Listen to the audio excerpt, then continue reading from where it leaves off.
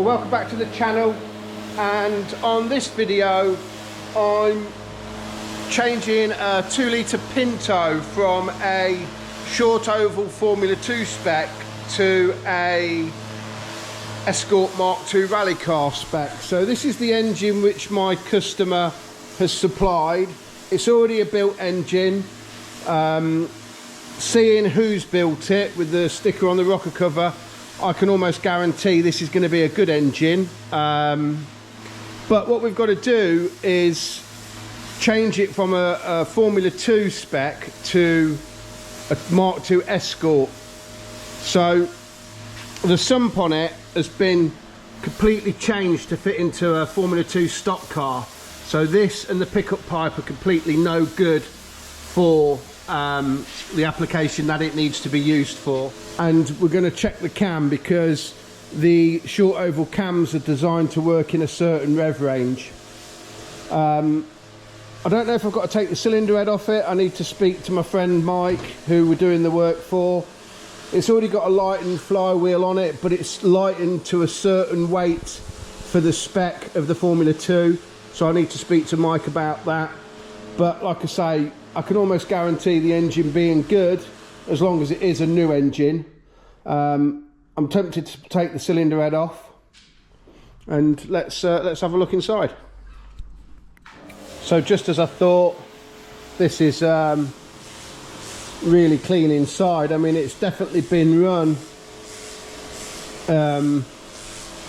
He's done his own strap. These have a tendency of breaking across here, especially if they go into the wall.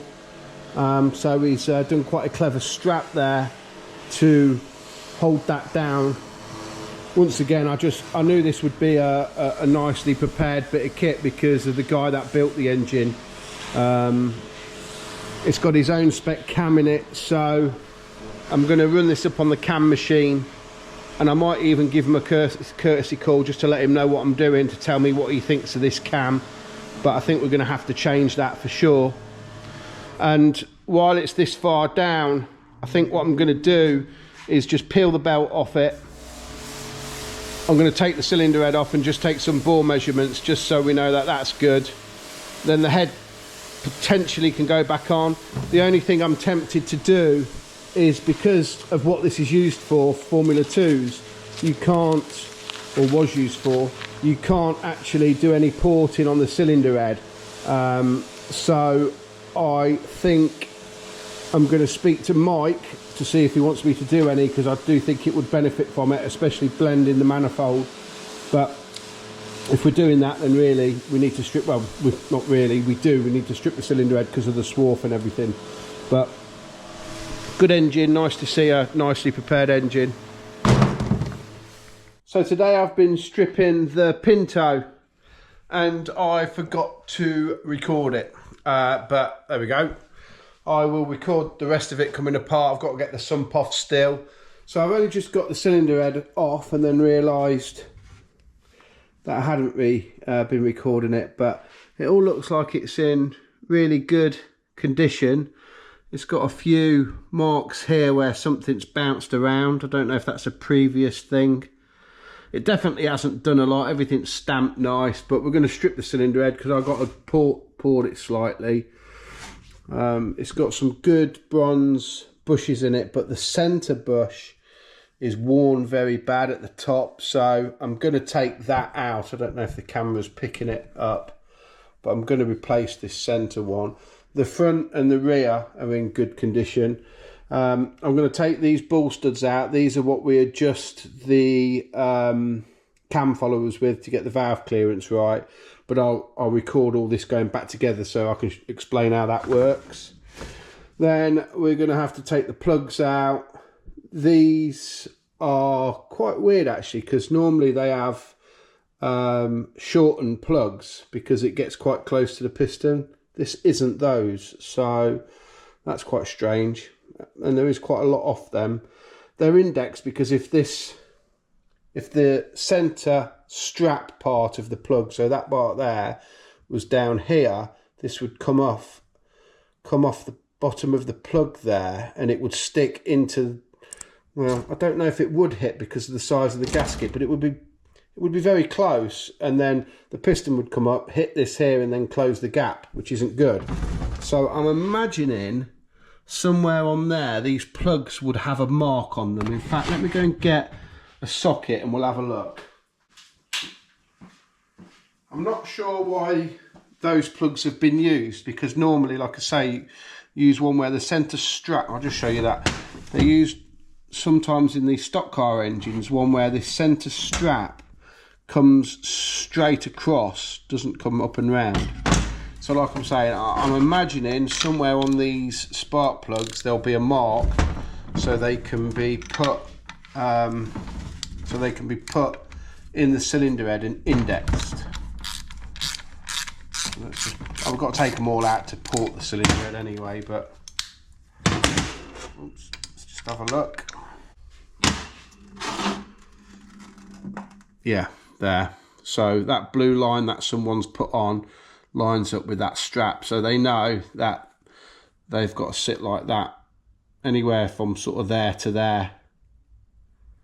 That's going to have a bit of damage, and these are 7s. So the part number of this is AP7FS. The P is the strap part. So if you went for an A7FS, then that would just go straight across. There must be a reason that's done. It's probably to do with getting the spark into the combustion chamber better. I don't know. Without actually running it on the dyno and testing it, I don't know the answer to that.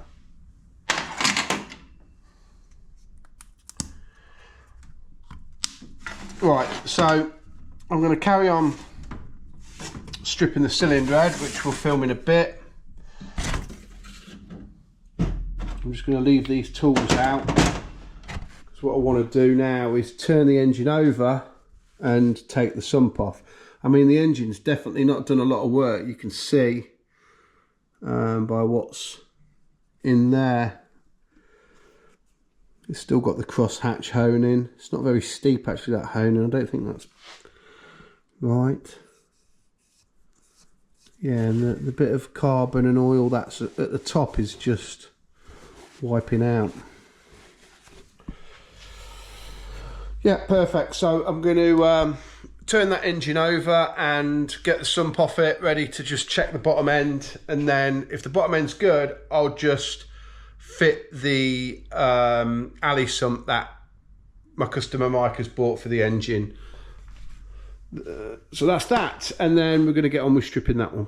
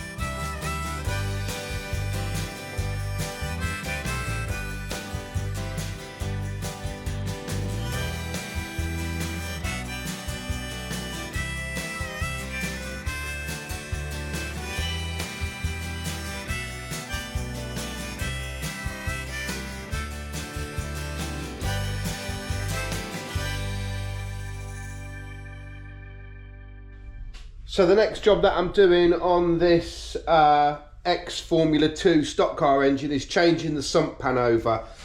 So what I've got to do is change the sump and the pickup pipe, because this is all modified for short oval work. The sump's off. I'll show you that. So that's all gated and baffled for going round one way. It's actually a really nicely done sump as well. So these Formula 2 stock cars, they only do left-hand turns, so everything's sort of gated for the oil to stop it washing up the sump that way. But the pickup pipe also is shortened as well, so we need to change, or I need to change the pickup pipe and the sump over to a conventional, we're going for an aluminium style setup. The gasket actually come off intact, but I'm not going to reuse it because it's all compressed and everything now as well, so all that can go in the bin. To get the pickup pipe off, there's two 10mm bolts down here and a 13mm bolt there, and then I just need to clean up all the gasket from around there. My customer doesn't want me to take the engine apart. He's bought it as a good running engine. The oil that's in there is immaculate as well, so I've got no reason to think otherwise. We're just converting it from short oval to circuit. So yeah, what I'm going to do is I'm just going to give the rods a wobble just to make sure. I can't feel like that there's one of them that's knocked out or anything.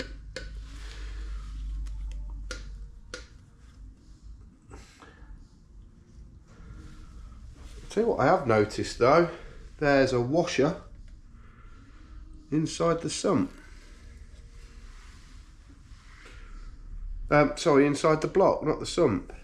So that's kind of good that we've spotted that, or I've spotted that, because that wouldn't have done it a lot of good. But I'm just having a real good look in there just to make sure that I can't see anything wrong with it. But it looks pretty good to me, to be honest.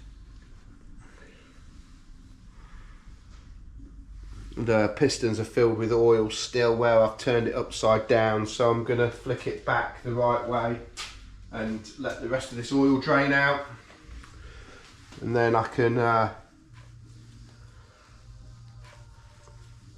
and find a pickup pipe to put in there.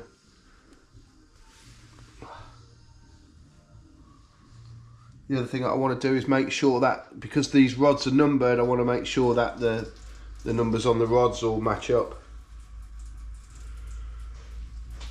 Just draining a bit more oil out of it.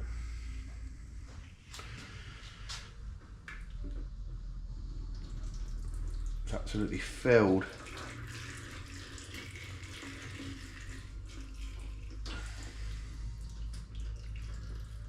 Yeah, the oil's immaculate in there, so.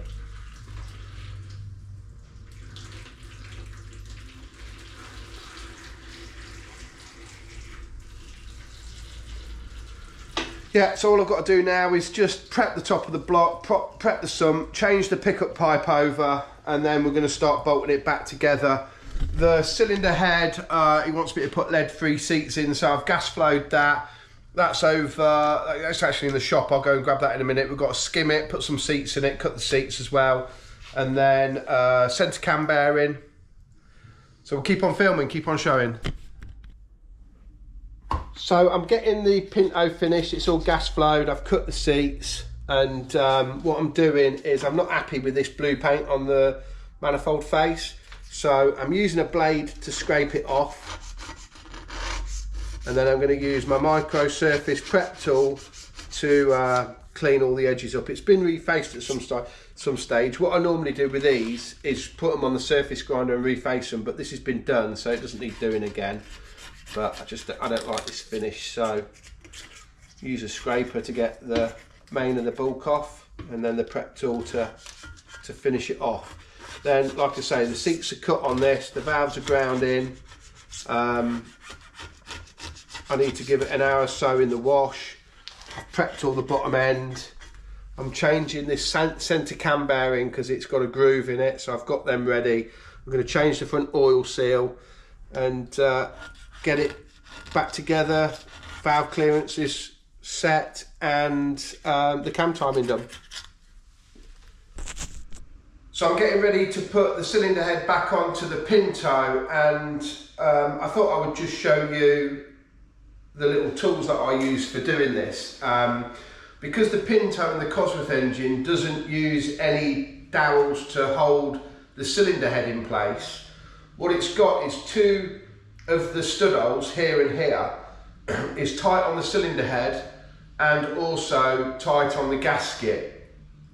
So what I've done to help with this, because normally trying to jiggle the head on and get everything in position can be a little bit tricky, I've got two old Pinto cylinder head bolts, cut the top off and put a screwdriver slot in there. So once I've got the head on and a couple of other bolts in, I can then just unscrew them.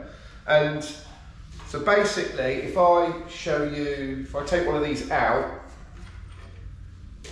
and then show you on the gasket. So this is a standard Victor Rhines, I think it is. Yeah, Victor Rhines head gasket. So it's a really good quality one. And if you look here, there is movement in the head bolt, which is normal. This is normal, especially if you're running a dowel. But on this one here, there's no movement. It's quite tight in there. It's a snug fit. So that is the location. I have had it before where someone's taken a Cosworth engine apart and blamed head gasket failure and bores cracking on the fact that there is no dowels in the block. They're wrong. There isn't any. So someone misdiagnosed the problem there.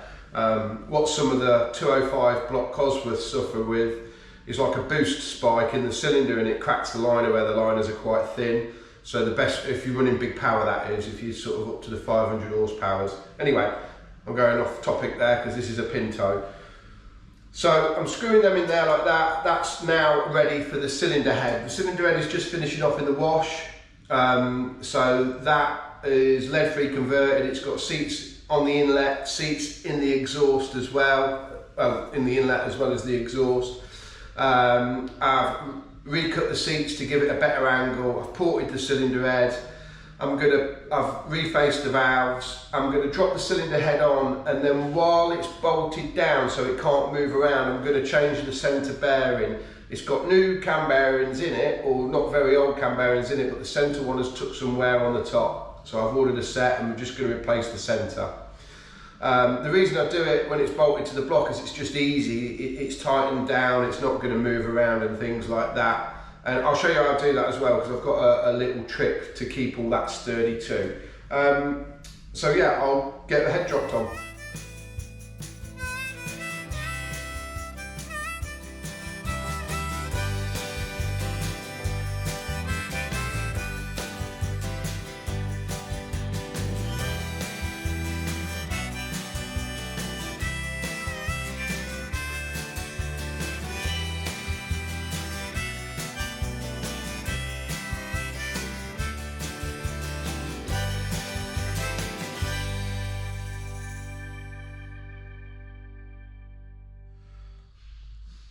The next job that I mentioned earlier is to fit a new centre cam bearing, and Pintos, especially in the stock car world, so for like Formula 2s and things like that, they're notorious for breaking off this centre pillar on the cylinder head. Now you've seen me use my other cam bearing tool on different engines. If you haven't, then go back and watch another video. I'll try and put a link to a video where I'm using that cam bearing tool. So for example, like an MGB, I always use my other cam bearing tool, but it's like a driver. So you put expanding collars in there and drive them out. Now with a Pinto, I don't like to do that, simply because I don't want to hit and move this and shock it, because it is, like I said earlier, very delicate. The other thing that I like to do is try and do all the movement off the number 1 pillar, because it's twice as thick as these. It's a lot more supported. It's got the webbing there for the cam cover too, where these have actually got points that they are rounded, but they're points where it can be weaker. So I always try and use this tool for that. And then what I mentioned earlier, a little trick that I also like to do, because when we're turning this part of this tool, it's trying to pull that back. I mean, I've watched a lot of people fit cam bearings and yeah, I'm not impressed, to be honest. So, I mean, some people try and do it right, but they leave this bit to float. And what I do is, this is just the T-bar set for one of my milling machines. So I'll give them a quick wipe over to make sure that there's no swarf in them. And then I screw them in. But basically, so we can, like that, make sure it's not covering the bearing, that's it, won't press out. Then wind it out. So basically now, this is supported between here, and as this starts to try and pull this over, it won't, because this one here will stop that moving. I mean, I've done this since I started building Pintos years ago, and it's just something that I think is a lot safer and a lot better to do. And it's easy, there's no special tool made for it, it's just these bars. If I'm doing all the bearings, then I just run another one along here as well, so it's all supported together. And then with this tool, depending on what this cam bearing's fitted like,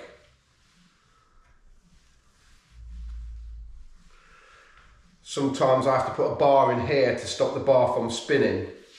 But if I turn this,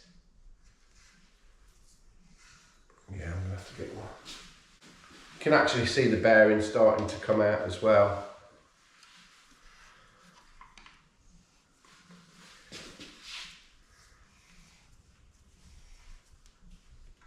And I mean, that just goes to show actually what happened then is how much that does move, because that started then to just fall out as I released this handle.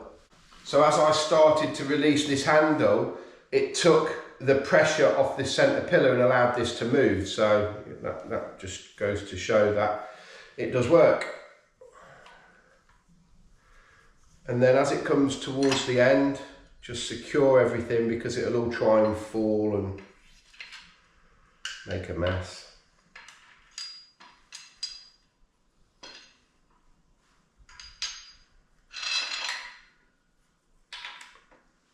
Just take that out for a sec, and then we back this off.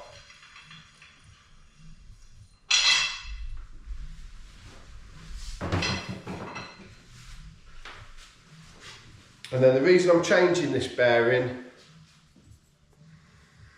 is I'm not sure if the camera's picking it up. Let me try and see it from... Yeah, you can actually see it, this wear here.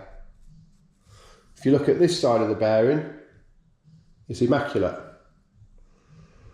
And then as you go round, it starts to wear. And that's the load from the valve train that does that in the centre part of the cam. But number one, oops, and number three are absolutely immaculate. There's no need to try and do anything with that, but that one's dodgy. So to install the cam bearing, it's the reverse of removing it basically. Just get a bit clean rag.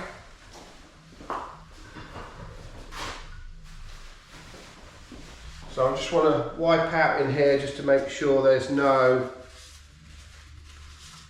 marks or anything, but this is immaculate to be honest. It's in such good condition, this engine. And then what I need to do is to mark exactly how the bearing is going to be installed, because when the tool's fitted to the bearing, as in the collar, you can't actually see where the oil hole is really to line it up. So what I do is mark the centre of this hole here, and then I also mark it on the cylinder head as well, and I mark it all the way along.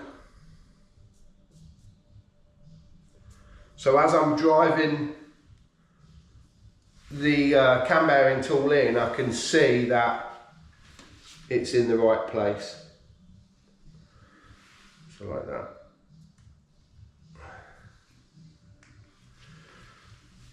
And then before I start to install anything else, I just give it an eyeball up just to make sure it does look right. Make sure my line lines up, which it does. And then, like I said a second ago, it's basically the reverse of removing it. Nice and gentle. I don't want the threaded bar to touch any part of it.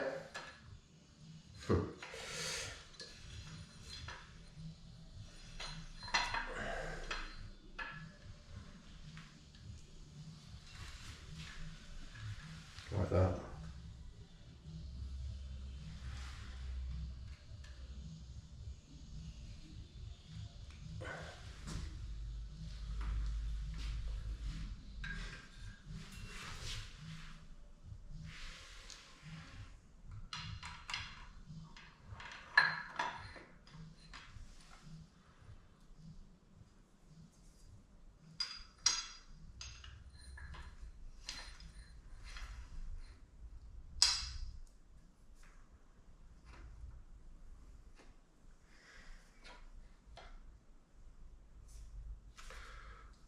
So with the slightest bit of tension on this tool, I then want to locate it so it's pulling in the middle of this end and fit my steady back in.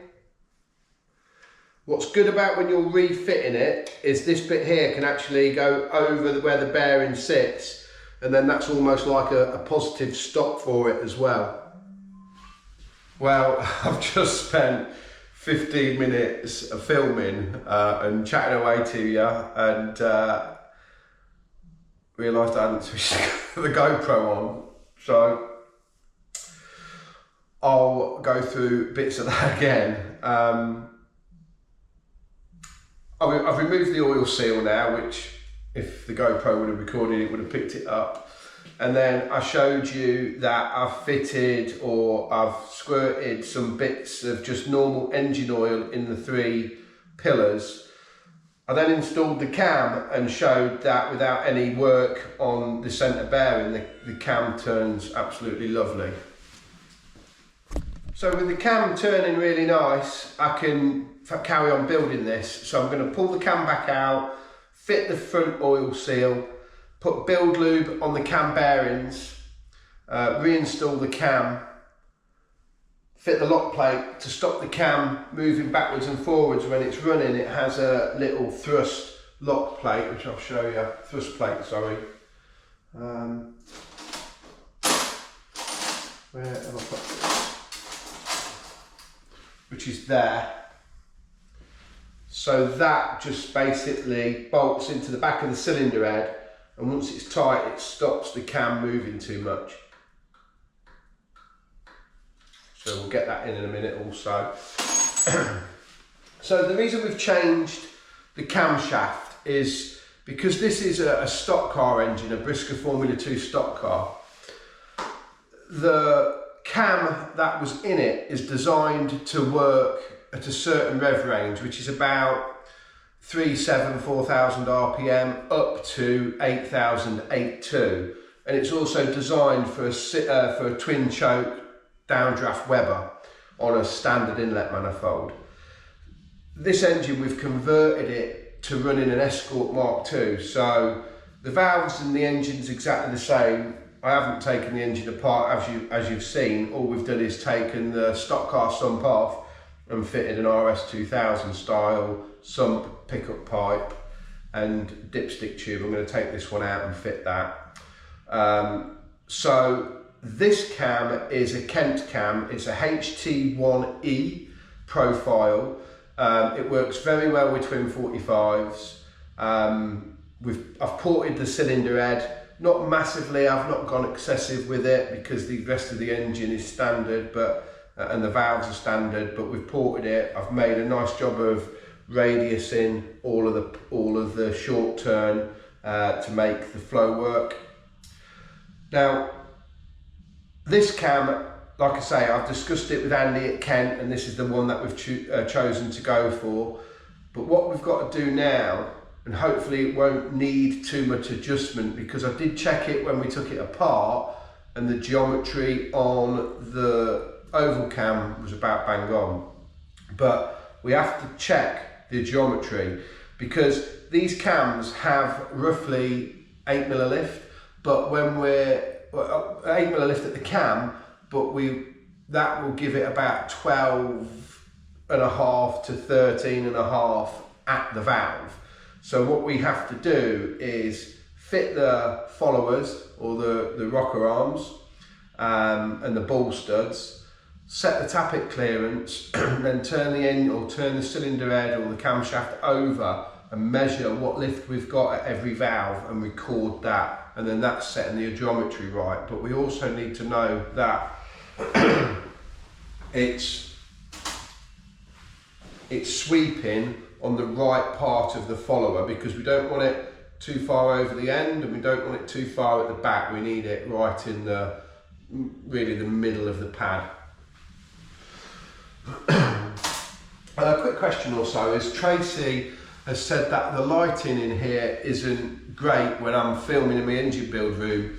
So could you just tell me what you think in the comments, really? I mean, we've got good lighting under both benches, or over both benches, but this centre part hasn't got any lighting in it, and Tracy said that it's quite dark and it doesn't look great to film it. So I have got one of these media pods as well, which I can see if that helps. Put that back on the camera. So that's it with the media pod on, or shall I order some more lights and put some more lights down the centre? We want to get this right, so if your opinion counts or matters to me, so if you could leave it in the comment section below and tell me what you think. And also the microphone.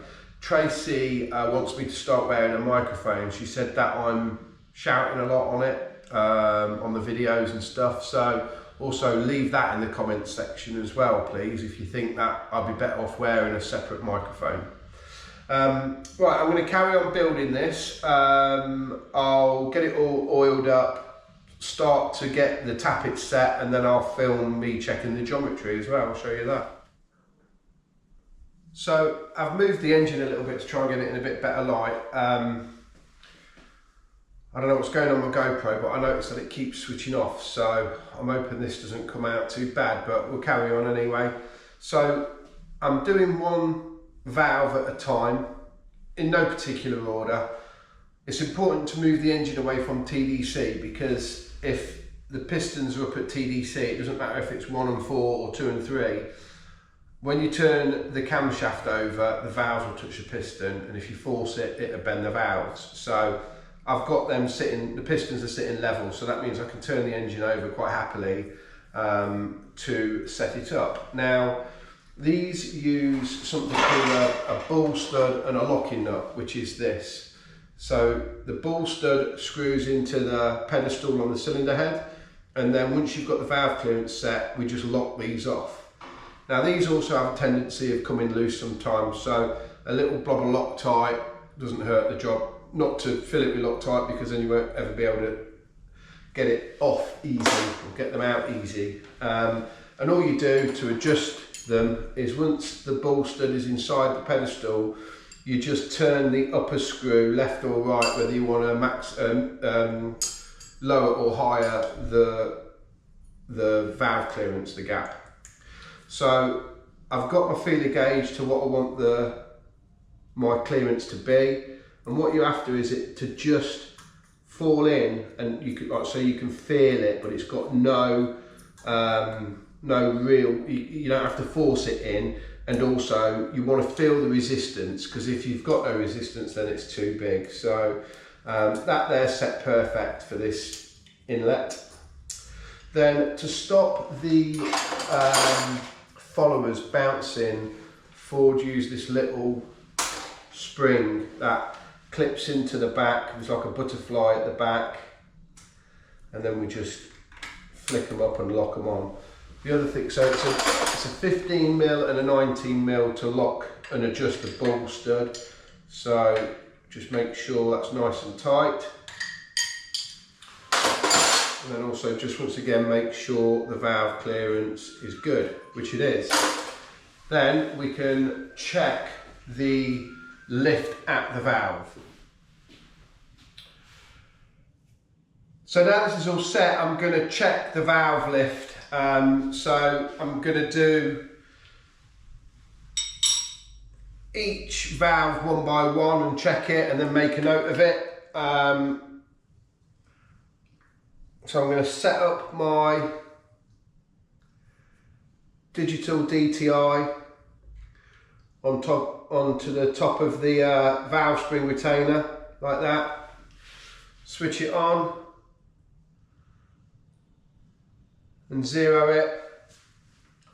And then on the job card for the engine, I'm gonna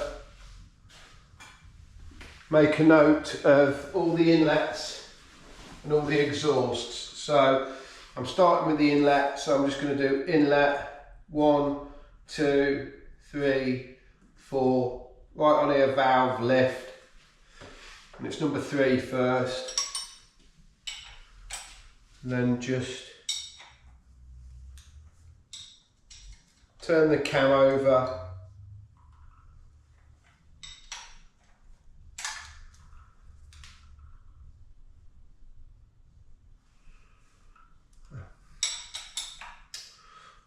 That needs to be a bit lower. So I'm going to check the camshaft paperwork to see what inlet valve lift the cam should have.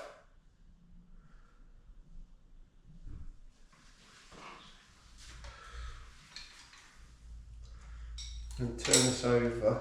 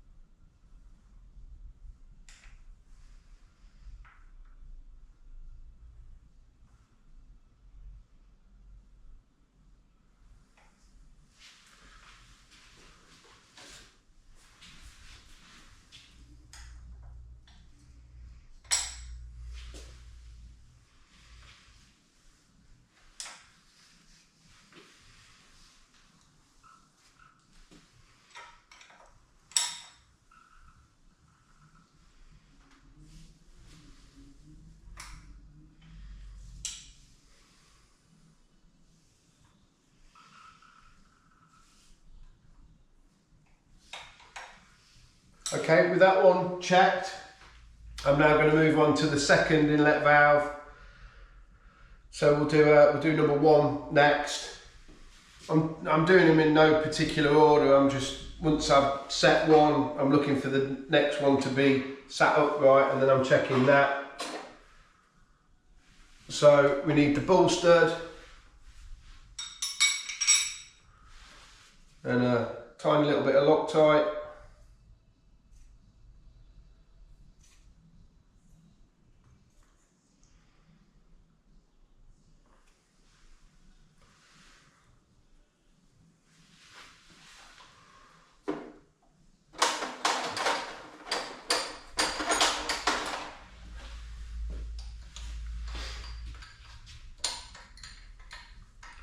And then what I'm going to do is I'm going to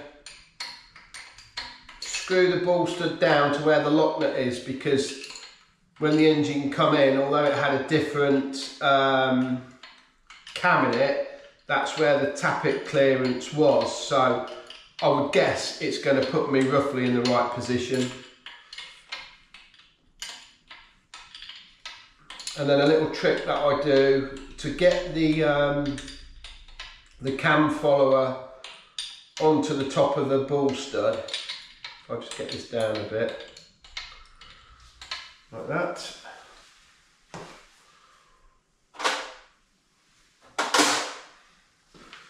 And then some build lube onto the top of the ball stud and to the tip of the valve. And then to get the cam follower onto the top of the ball stud, if you just keep a little bit of pressure on it, then with a big screwdriver, just ever so gently open the valve, it clips straight in. So there's no valve clearance there, I can feel that. So get the feeler gauge, get the 15mm and the 19mm spanner. So because I've basically bottomed out the ball stud onto the lock nut, I'm going to have to undo the lock nut a little bit to be able to wind the ball stud in to get the clearance.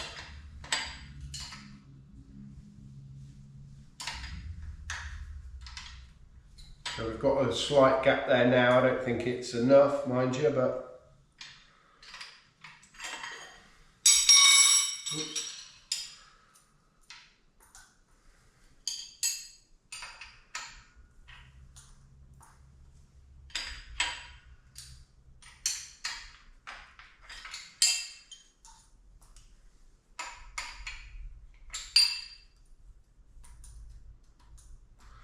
That goes in, but it's probably a tad too tight, so I'm just going to back that off a little bit, and then nip the lock nut up. Just check that yeah, it's good now.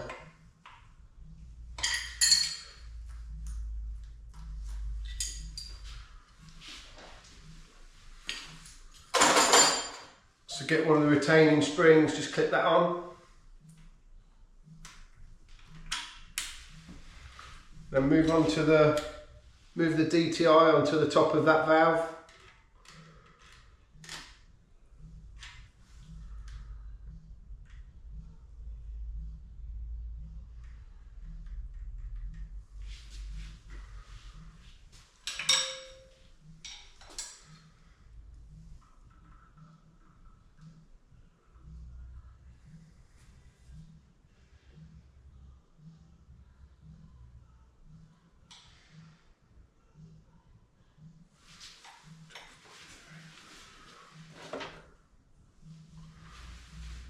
So that's another one.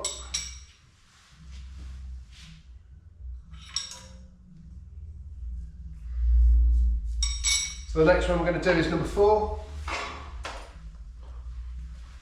So it's just same process.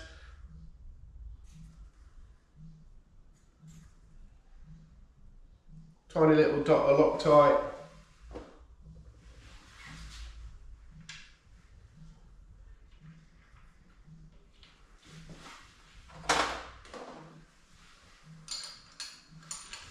Screw the ball stud all the way down.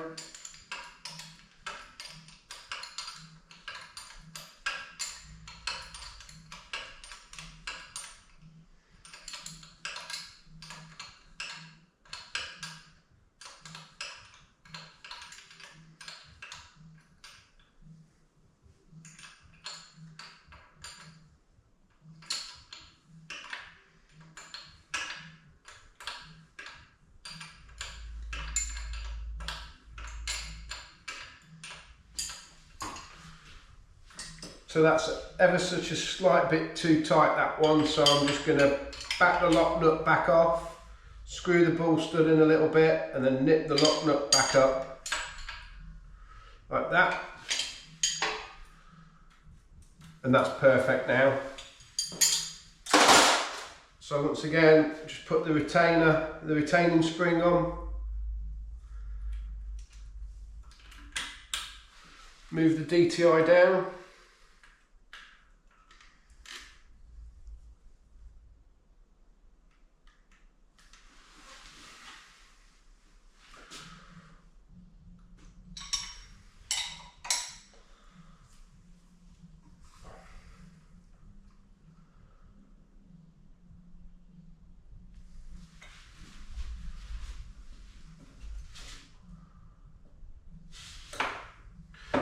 record the data. So I've only got one more to do, which is number 2 cylinder. I'll crack on with these, we'll get the exhaust done, and then we'll set the cam time and I'll show you that.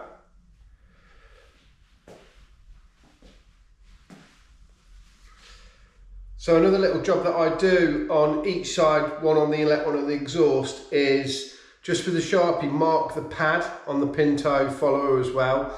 And then as soon as you turn it over once, it then puts a perfect line of where it starts to open on the pad and where it starts to, when it finally comes off the pad as well. So that way you can see if it's trying to swipe off each ends of the pad of the follower. That's quite an important thing to keep an eye on, because that's what really stops the pad from getting knocked out. If it swipes off the edges, then it rapidly causes wear of the cam.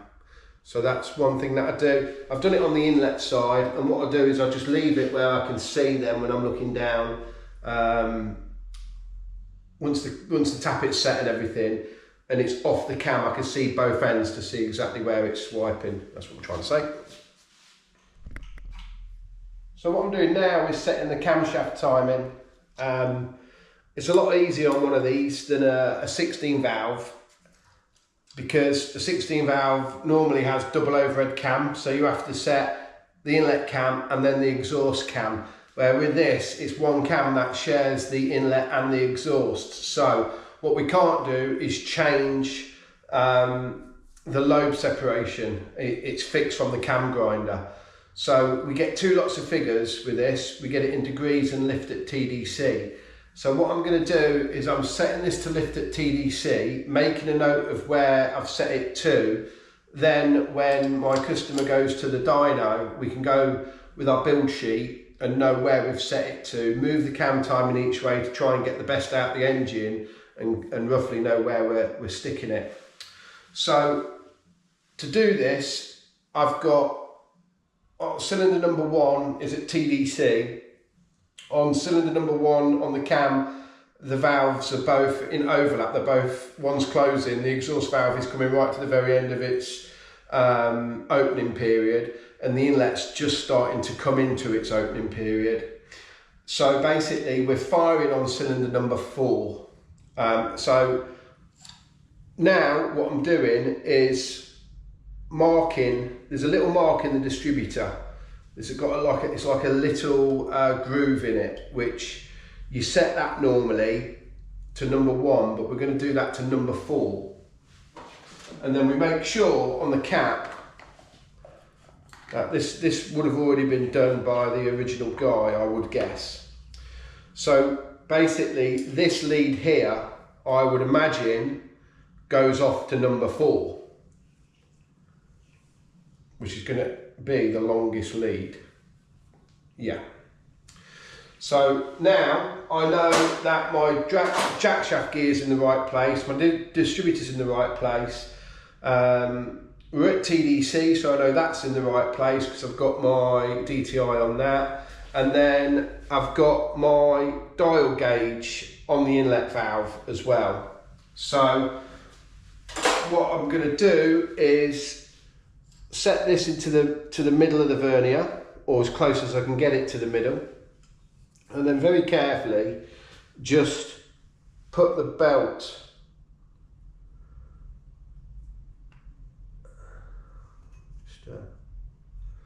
just very carefully wind the belt around the engine. My phone always seems to ring when I'm filming.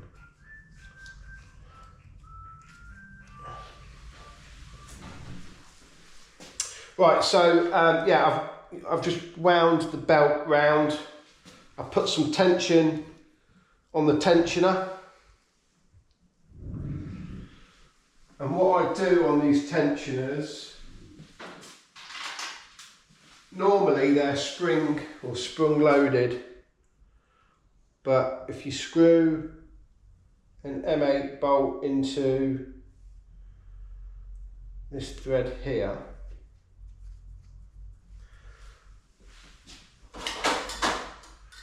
you can then you can then put a screwdriver between there and the tensioner and just put some load on the belt to get the right tension on the belt.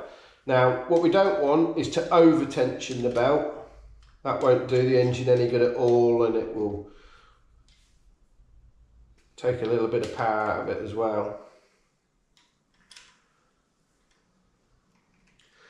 And then I'm just going to nip that.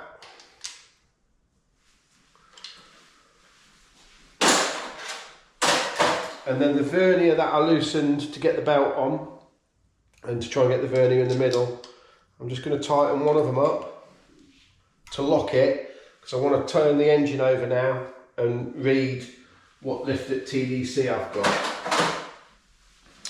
So the first thing that I'm going to do is turn the engine over so my DTI reads 0.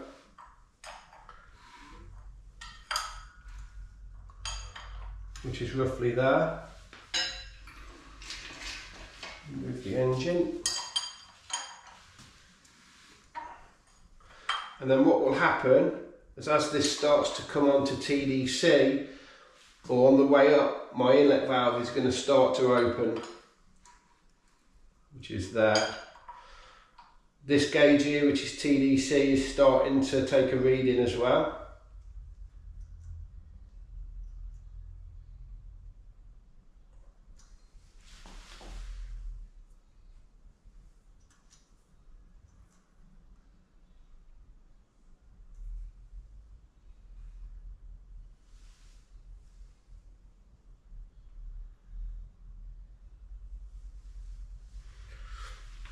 And basically, I need to open the inlet valve a little bit more. There's not enough in it at the moment.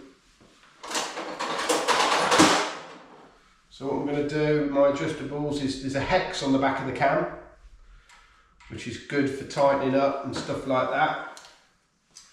So I'm going to just loosen the vernier off.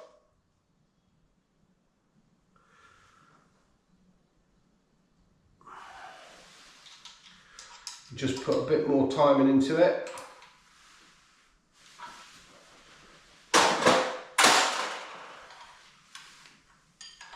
And then round we go again.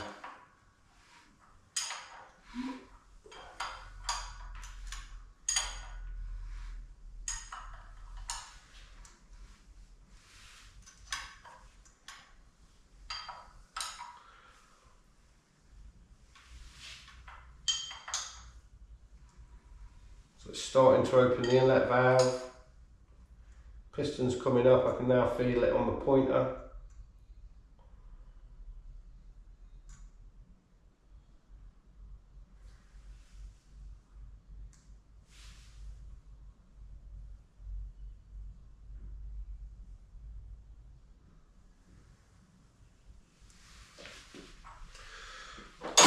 So what I'm going to do now is, although we can't adjust it, I want to check what the exhaust is set to, so I can keep some data for that as well.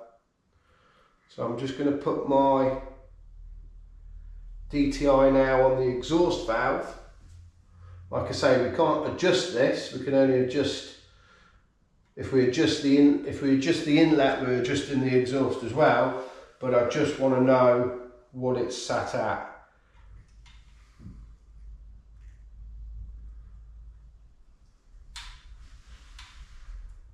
So I'm going to reset my DTI for that, and then all I've got to do with this is just move it away from TDC.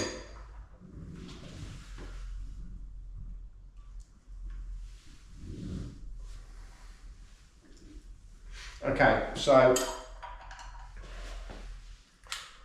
I've got my exhaust figure, I've got my inlet figure, and what I'm going to do is I'm just going to give the inlet a bit more.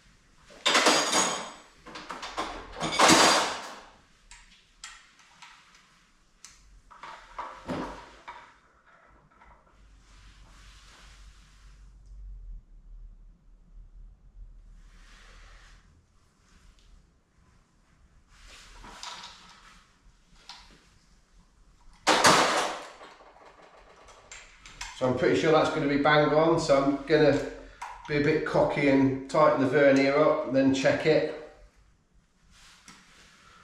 So I'm going to go all the way around again.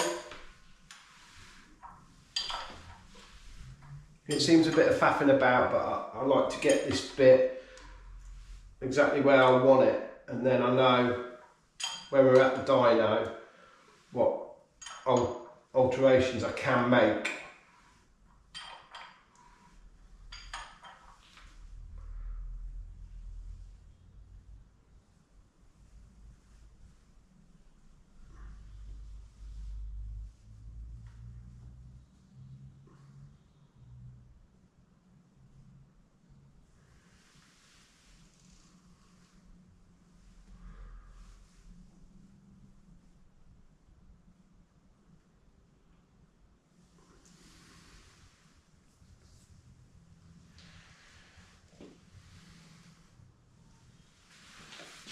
There you go, you see, it doesn't pay to be cocky.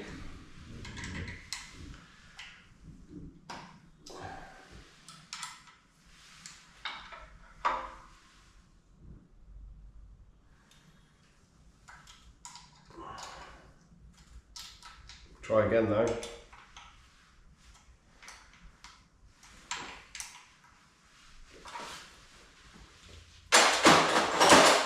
The other thing that I'm going to do, I've got this adjustable out, is tighten the front pulley up, sorry, the camshaft pulley.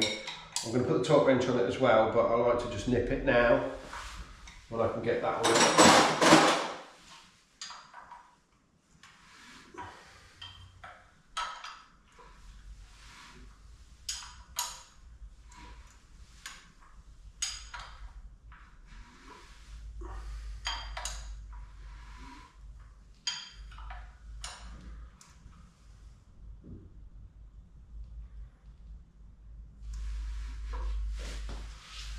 Zoned out then, I've gone all the way around too many times.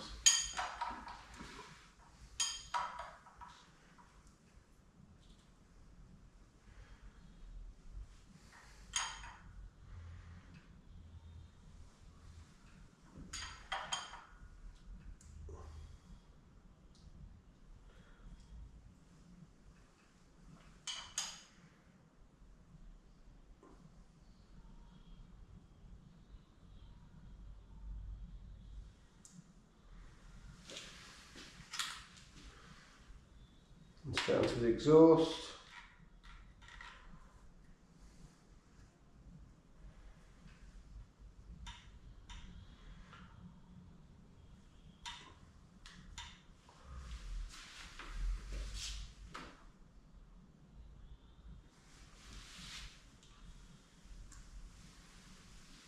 Yeah, perfect.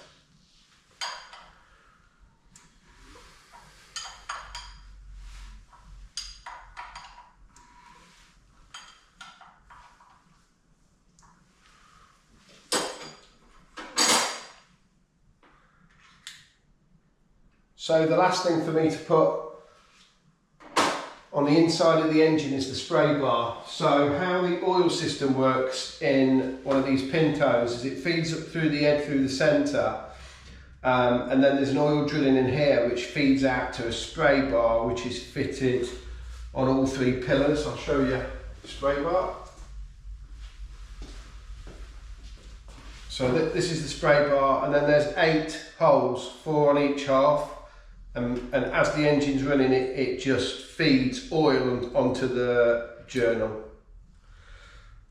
So that just basically bolts onto there like that. The previous engine builder has made this really cool strap for it as well, so we're going to keep that on there and use that. That just keeps it all pinned down and helps protect the centre cam strap. My DTIs can come off it now because I know that my timing's right, and then I've just got to make sure all the front's torqued up, bolt the inlet manifold on. I really wanted to put the exhaust on, but I can't because of this stand is in the way for where the exhaust flows, so we're going to have to leave the manifold off, but I'm going to get all the inlet on, rocker cover, and then I'll film the end.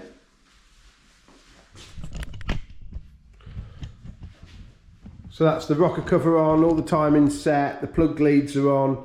The plugs that I've screwed in finger tight because he needs to get oil pressure up.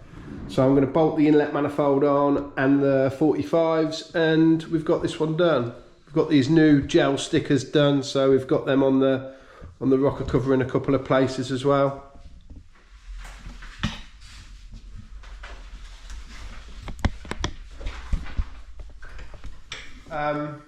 So Mike's been and fetched his Pinto engine. He's probably back home now. Steady drive down the M25, I believe. He was really happy with it. It looked awesome. We got all the 45s bolted onto it.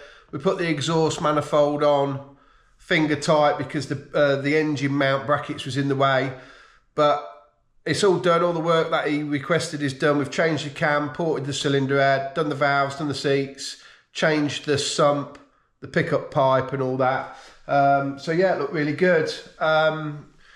Next job next week is these aeroplane cylinder heads. These are off a Jabiru 2200A engine from 2002, and they've got some nasty cracks in between each valve. So I'm going to take these out, weld the cylinder heads up, put new seats in, and yeah, make them perfect. As you can see, I've been jotting down the valve depths ready, so I know where to put the seats when I put them back in. But that one's open right up, so yeah, I mean there's no waterway there because it's air cooled, so it can't be leaking water. It's just a heat crack, but I could deal with that. I could sort that. And also we have some more TWR working. So we've got two cylinder heads, it's V12, so we've got to put these right for them. They've been having some issues with other machinists, so we're going to get them sorted for them. And also it's the countdown to Snetterton for us. It's the countdown to Snetterton for us, and obviously the engine's still blown up from Donington, so it broke number 4 main cap. I don't know if I showed that in the last video, but I will show it now.